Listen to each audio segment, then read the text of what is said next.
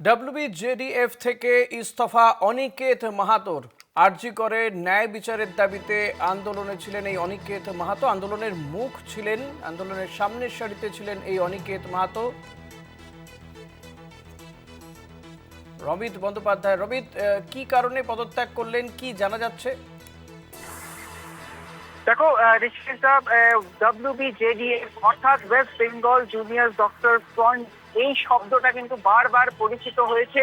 অর্থাৎ অভয়ের আন্দোলনের সময় এই যে সংগঠন, সেই সংগঠনের নাম আমরা বারবার শুনেছি এবং সেখানকার এই সভাপতির পদ থেকে কিন্তু অনিকেত মাহাতো রেজিগনেশন দিলেন একদমই, যেটা আমরা জানতে পারছি। অর্থাৎ এই যেই West Bengal junior doctor front, তাদের যে নতুন কমিটি গঠন করা হয়েছে, অনিকেত মাহাতোর মতে যে এই কমিটি নতুন যে গঠন করা হয়েছে সেটা কিন্তু অগণতান্ত্রিক ভাবে করা হয়েছে। অর্থাৎ সমস্ত মেডিকেল কলেজে ডাক্তার চিকিৎসক যারা রয়েছেন তাদের মত নিয়ে তারপর একটা গণতান্ত্রিক ভাবে এদের সেই নতুন বোর্ড অফ যারা রয়েছেন ট্রাস্টি রয়েছেন তাদের নাম উঠে আসার কথা, কিন্তু সেভাবে হয়নি বলে অনিকেত মাহাতোর দাবি। এবং সেই কারণেই তিনি একদম তার চিঠিতেও দেখা যাচ্ছে এবং তিনি আমাদের যেটা জানিয়েছেন, এটা খুব বেদনার সাথে তিনি জানাচ্ছেন তিনি এই পদ থেকে, অর্থাৎ সভাপতির পদ থেকে কিন্তু রেজিগনেশন দিচ্ছেন একেবারেই। এবং এখান থেকে কিন্তু অনেকগুলো প্রশ্ন উঠে আসে। অর্থাৎ ডব্লিউবিজেডিএফ এবং তার যে মুখ অনিকেত মাহাতো, তাকে কিন্তু বারবার আমরা দেখেছি নানান রকম ভাবে পথে নামতে, ঘাটে নামতে এবং সমস্ত জায়গায় সে অভয়ের ন্যায় বিচারের জন্য তাদের দাবি নিয়ে বহুবার রাস্তায় নেমেছে, কিন্তু সেই অনিকেত মাহাতো ডব্লিউবিজেডিএফ থেকে সরে যাচ্ছে। অর্থাৎ তাহলে কি এই ডব্লিউবিজেডিএফ এর যে কার্যকলাপ রয়েছে, এই সমস্ত রয়েছে, সেই নিয়ে কি প্রশ্ন উঠছে না? এই সমস্তই কিন্তু প্রশ্ন উঠছে। রবিত, এক্ষেত্রে অনিকেত মাহাতো তার কি বক্তব্য? এই যারা ফ্রন্টে রয়েছেন, অর্থাৎ যারা একসময় তার সঙ্গেই আন্দোলন করেছেন, তাদের সঙ্গে মতবিরোধ, নাকি কোনো চাপের কাছে নথি স্বীকার করে অনিকেত মাহাতো এই ডব্লিউবিজেডিএফ থেকে সরে যাচ্ছেন? দেখো, এখন অব্দি উনি আমাদের যেটা জানিয়েছেন, অর্থাৎ উনি বলতে চাইছেন যে ওনাদের যে নতুন কমিটি গঠন হয়েছে সেটা অগণতান্ত্রিক ভাবে হয়েছে, সেটা উনি মানছেন না, আর তার কারণেই রেজিগনেশন বলে উনি জানাচ্ছেন। কিন্তু এই যে তারা যে আন্দোলন চালিয়ে যাচ্ছে ডব্লিউবিসিএডিএফ, সেই বিষয় কিন্তু এখনো কিছু পরিষ্কার ভাবে তিনি জানাননি যে এরা কি তাহলে তাদের মতাদর্শ থেকে সরে এসছে, তাদের কি মত, যে তাদের যে আদর্শ, সেই আদর্শ থেকে সরে এসছে ডব্লিউবিজেডিএফ। রমিত, তুমি থাকো, এই মুহূর্তে আমরা টেলিফোনে যোগাযোগ করতে পেরেছি চিকিৎসক অনিকেত মাহাতোর সঙ্গে। আপনাকে কলকাতা টিভিতে স্বাগত জানাবো। যেটা জানতে চাইবো, যে আমরা জানতে পারছি যে আপনি ডব্লিউবিজেডিএফ থেকে সরে দাঁড়িয়েছেন, পদত্যাগ করেছেন, কেন করলেন যদি জানান আমাদের। না, যে কথা একটু এক্ষুনি শুনছিলাম, কোন আদর্শ জেডিএফ এর মধ্যে আদর্শগত ত্রুটি হয়েছে এরকম ব্যাপারটা নয়। কিন্তু আমার সহযোদ্ধারা নিশ্চয়ই এই লড়াই চালিয়ে যাবে এবং আমি আমার মতন করে অভয় বিচারের যে লড়াই সেই ছিনিয়ে আনবো। কথা আমার নিজের কাছে বদ্ধপরিকর এবং পরিষ্কার। পদত্যাগের কারণ দুটো। এক, ওয়েস্ট বেঙ্গল জুনিয়র ডক্টর ফ্রন্টের এতদিন অব্দি একটা ট্রাস্ট ছিল, সেই ট্রাস্টের মধ্যে কোনো নতুন এক্সিকিউটিভ কমিটি তৈরি করা বা বডি তৈরি করার কোনো প্রেভিশন ছিল না, কোনো ইনকর্পোরেশন ছিল না। তাহলে সেই জায়গা থেকে আমি বলেছিলাম যে আইনি পরামর্শ নেওয়া হোক, নিয়ে এই বডিকে ইনকর্পোরেট করা হোক এবং ইনকর্পোরেট করে এই সিদ্ধান্ত নেওয়া হোক এবং সেই সিদ্ধান্ত মেনে ওয়েস্ট বেঙ্গল জুনিয়র ডক্টর ফ্রন্টের নতুন কমিটি তৈরি করা হোক।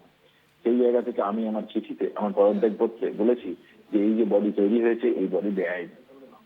দ্বিতীয়ত আমি বলেছি যে এই বডি গণতান্ত্রিক নয়, গণতান্ত্রিক পদ্ধতিতে তৈরি হচ্ছে না। কেন এই কথা আমি বলেছি? অভয়ার ন্যায় বিচারের লড়াই বা আন্দোলন আপনারা যদি দেখেন তাহলে আপনারা দেখবেন যে 25 থেকে 26টা মেডিকেল কলেজের জুনিয়র ডাক্তার ছাত্রছাত্রীরা এই আন্দোলনে অংশগ্রহণ করেছিলেন। তাহলে এই ওয়েস্ট বেঙ্গল জুনিয়র ডক্টরস ফ্রন্টের যদি প্রতিনিধিত্ব তৈরি করতে হয়, তাহলে সমস্ত কলেজ, সমস্ত মেডিকেল কলেজের জুনিয়র ডাক্তারদের, ছাত্রছাত্রীদের, পড়ুয়াদের মতামত নিয়ে এই কমিটি তৈরি করা উচিত, এই প্রতিনিধিত্ব করা উচিত বলে আমি মনে করি। তাহলে এই দুই জায়গা যখন আমি অন্তত সবাইকে বোঝাতে অসম্মত হই, সেই জায়গা থেকে আমি সরে এসেছি। আমি পদত্যাগ করেছি এই কারণে। অনিকেত, আপনার কাছে আরেকটা বিষয় জানতে চাইবো যে এই যে আপনি যেমনটা বলছেন, তাহলে কি এক সময় যারা আপনার সঙ্গে একই সঙ্গে পায়ে পা মিলিয়ে অভয়ের ন্যায় বিচার চেয়ে আন্দোলনে নেমেছিল, দাঁড়িয়েছিল, আপনার যারা সহকর্মী ছিলেন, তাদের সঙ্গে কি এখন মতের অমিল হচ্ছে? ওয়েস্ট বেঙ্গল জুনিয়র ডক্টর ফ্রন্টের যারা সহযোদ্ধা আমার, সেই সহযোদ্ধারা অভয়ার ন্যায় বিচারের লড়াই লড়েছে, প্রত্যেকে একটা অনন্য ভূমিকা রেখেছে। এই ভূমিকা কখনোই আমি অস্বীকার করতে পারি না। এবং এখনো যারা আছে তারাও আশা রাখবো যে এই অভয়ার ন্যায় বিচারের লড়াইকে তারা এগিয়ে নিয়ে যাবে বা যাওয়ার চেষ্টা করবে। তাদের সাথে আমার সম্পূর্ণরূপে সংগতি থাকতে পারে, কিন্তু আমার দ্বিমতের কারণ, এই দ্বিমতকে যদি ফলো না করা হয় তাহলে আমরা যে গণতান্ত্রিক পরিকাঠামোর কথা বলি, যে লিগ্যাল কোর্সের কথা বলি, সেই জায়গা থেকে একটা স্ববিরোধিতার জায়গা তৈরি হয়। তাহলে সেই জায়গা থেকে আমার পদত্যাগ। কিন্তু তাদের সাথে আমার সম্পর্ক অত্যন্ত আত্মিক। আমি মনে করি যে শুধুমাত্র তাদের সাথে একটা সংগঠনের স্বার্থে আমার যোগাযোগ ছিল এরকম নয়, তাদের সাথে কাঁধে কাঁধ মিলিয়ে আমি লড়াই করেছি। তাহলে তাদের সাথে সম্পর্ক অত্যন্ত গভীর, অত্যন্ত শ্রদ্ধার একটা আন্দোলনের সম্পর্ক তাদের সাথে আমার আছে। আমি আশা করব আমার দিক থেকে এই সম্পর্ক যেমন আমি বজায় রাখার চেষ্টা করব, তারাও সেই সম্পর্কের মান্যতা একটা জায়গা অবধি রাখবে। অনিকেত, আপনার কি মনে হয় এই যে আপনি যেটা বলছেন যে অগণতান্ত্রিকভাবে এই সংগঠনের নতুন যে বডি তৈরি করা হয়েছে, সেক্ষেত্রে কি তাঁদের উপরে কোনো চাপ রয়েছে, নাকি আপনি কোনো চাপের কারণে সরে দাঁড়ালেন? চাপের প্রশ্ন নয়, প্রশ্ন হচ্ছে যে আমি যে কথা আগেই বললাম যে এই দুটি কারণের জায়গা থেকে আমার পদত্যাগের কারণ, সেই জন্য আমি এই জায়গা থেকে সরে এসেছি। এবং আমি শেষ অবধি সমস্ত রকম ভাবে আমার মতামত, আমার বক্তব্য বলার চেষ্টা করেছি। নতুন দিক থেকে যদি অন্য কোনো চাপ বা এই থেকে থাকে, সেটা তাহলে তারা বলতে পারবে। আমার মনে হয় না চাপের কাছে নতি স্বীকার করার আমার দিক থেকে কোনো জায়গা বা কোনো পরিসর আছে বলে। অভয়ার ন্যায় বিচারের লড়াই আমি যেভাবে লড়েছি এখন সেইভাবে লড়বো, এবং ন্যায় বিচার ছিনিয়ে আনার জন্যই আমি এই আন্দোলনে আসা, এই আন্দোলনে থাকা। স্বাভাবিকভাবে অভয়ার ন্যায় বিচার ছিনিয়ে আনতে আমি বদ্ধপরিকর, এবং একথা আপনাদের কলকাতা টিভিতে আমি জানিয়ে দিতে চাই যে আমি অভয়ার ন্যায় বিচার ছিনিয়ে আনবই। সেক্ষেত্রে কি আপনি একা হয়ে যাচ্ছেন না? অগণিত সাধারণ মানুষ, অগণিত জুনিয়র ডাক্তার, অগণিত সিনিয়র ডাক্তাররা অভয়ার ন্যায় বিচারের আন্দোলনে লড়াই করেছে, এখনো লড়াই করে যাচ্ছে। তাহলে স্বাভাবিকভাবে আমি আশা করব তারা আমার পাশে থাকবে, সাথে থাকবে, এবং একসাথে এই লড়াইকে, ন্যায় বিচারের লড়াইকে আমরা এগিয়ে নিয়ে যেতে পারবো। আমি অন্তত এগিয়ে নিয়ে যেতে পারবো। বেশ, অনেক ধন্যবাদ অনিকেত। আমরা কথা বলছিলাম অনিকেত মাহাতোর সঙ্গে, জুনিয়র চিকিৎসক, যিনি WBJDF অর্থাৎ ওয়েস্ট বেঙ্গল জুনিয়র ডক্টরস ফ্রন্টের সভাপতি পদ থেকে পদত্যাগ করেছেন। নতুন কমিটি যে গঠন হয়েছে, সেই কমিটি গঠন নিয়ে মতপার্থক্য, এবং তার মনে হয় যে অগণতান্ত্রিকভাবে এই কমিটি গঠন করা হয়েছে, সেই জায়গা থেকেই তিনি দ্বিমত পোষণ করে সেই জায়গা থেকে তিনি সরে এসেছেন। রমিত, তুমি শুনতে পেলে অনিকেত মাহাতো তাঁর কি বক্তব্য।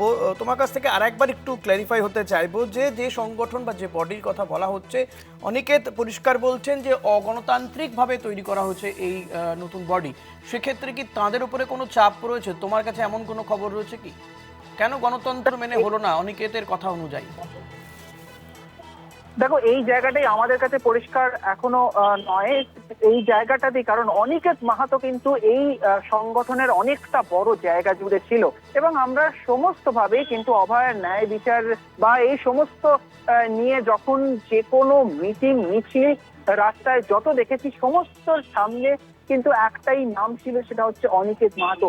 আজ অনিকেত মাহাতো যেখানে থেকে সেই সভাপতি পদ থেকে সরে যাচ্ছেন, রেজিগনেশন করতে হচ্ছে, এবং উনি বলছেন যে এটা কোনোভাবে তাদের যে নতুন কমিটি গঠন হয়েছে, অর্থাৎ যে নতুন কমিটি গঠন করা হয়েছে, তার একদম পরিষ্কার বক্তব্য আমরা শুনলাম যে এটা অগণতান্ত্রিক ভাবে হয়েছে।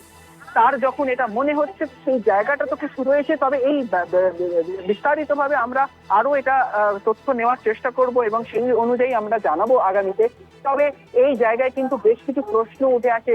অর্থাৎ দেখো, যেই অভয়ের যেই ন্যায় বিচার এবং বিচার, এই সমস্ত মিলিয়ে কিন্তু অনিকেত মাহাতোর মুখটা যথেষ্ট উজ্জ্বল। সেই জায়গায় আদেও কি তাহলে WBJDF তারা কি সেই লড়াই চালিয়ে যাবেন? আচ্ছা সে যদি চালিয়ে যায়, অনিকেত বারবার বলছে সেই জায়গাটা যে তার সাথে সুসম্পর্ক তিনি বজায় রাখতে চাইছেন, অর্থাৎ WBJDF এর সাথে তিনি সম্পর্ক রাখতে চাইছেন, কিন্তু তিনি কিন্তু কোনোভাবে স্পষ্ট করে এখনো অব্দি আমাদের বলতে পারলেন না যে WBJDF তার সাথে সেই সম্পর্ক বজায় রাখতে চাইছে কি। এই প্রশ্নগুলো উঠছে, এখন দেখা যাক এর কি দিক পাওয়া যায়, কোন দিকে গিয়ে দাঁড়ায়। ধন্যবাদ রমিত। কথা বলছিলাম প্রতিনিধি রমিত ব্যানার্জির সঙ্গে।